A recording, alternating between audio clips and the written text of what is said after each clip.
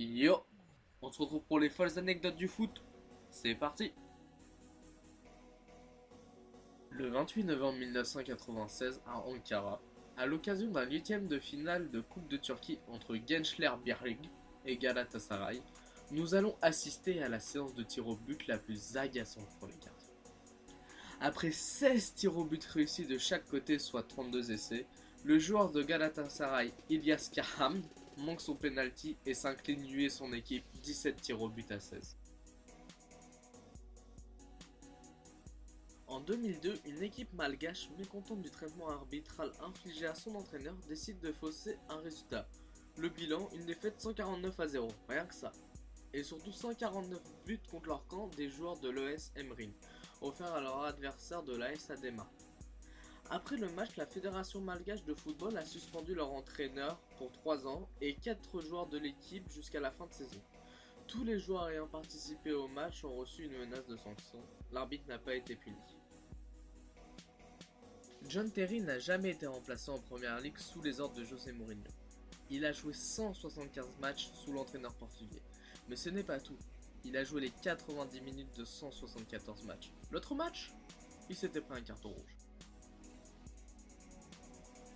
Bastian Schweinsteiger sera le premier Allemand qui jouera pour Manchester United. Andrés Escobar, un défenseur colombien, a été assassiné après la Coupe du Monde 1994. Ce joueur avait marqué un but contre son camp, causant la défaite et l'élimination de son équipe du tournoi.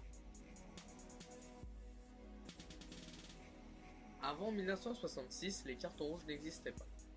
Et oui, c'est lors du quart de finale de la Coupe du Monde de cette même année opposant l'Argentine à l'Angleterre que Rudolf Kreitlane, arbitre de ce match, voulut expulser Antonio Ubaldo Ratti. Mais le joueur a décidé de ne pas sortir du terrain. Résultat des comptes, le match a été interrompu et Ratin finit par sortir. Après ces faits, un autre arbitre, Keta Stone, responsable des arbitres de cette Coupe du Monde par la FIFA, a mis en place le système de cartons que nous connaissons maintenant, jaune et rouge.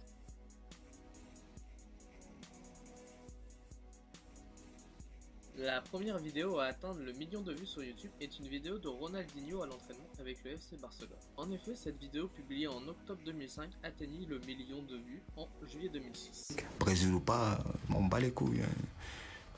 Brésil ou pas, Ronaldinho, machin chouette, rien à foutre. J'espère que cette vidéo vous a plu, n'hésitez pas à l'aimer et je vous dis à la prochaine pour un nouvel épisode.